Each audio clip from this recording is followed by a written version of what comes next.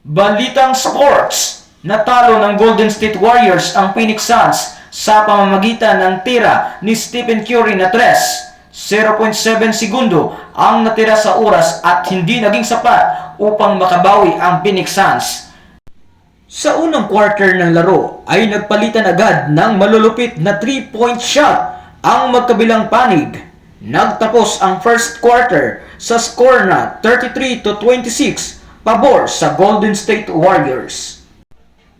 Nanguna ang Golden State sa 47-40 sa ikalawang quarter bago ang Suns ay nagtala ng 12-0 run na nanguna sa 3-point play ni Durant.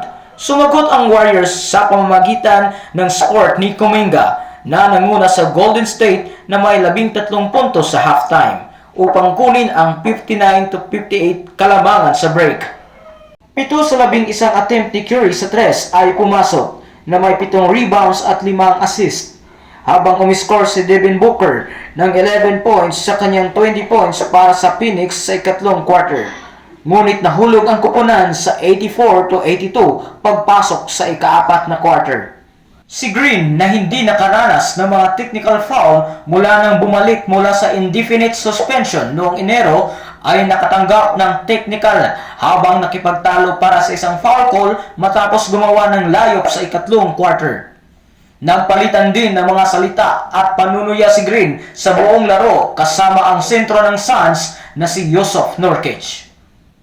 Tinapos ng score na 113-112 na pagkatalo ng Phoenix ang tatlong sunod na panalo nito habang pinahaba ng Golden State ang sunod-sunod na panalo nito sa 4. Tinapos ng laro ang 4-game season series kung saan nanalo ang Phoenix sa naunang 3 laban sa Golden State Warriors. Naging dikit ang laban ng dalawang team sa pangunguna ni Kevin Durant at Stephen Curry. Ngunit hindi ito naging sapat nang maipasok ni Stephen Curry ang 3. Sa ngayon ay may standing ang Phoenix Suns na 31 panalo at 22 talo, habang ang Golden State Warriors naman ay may 25 panalo at talo.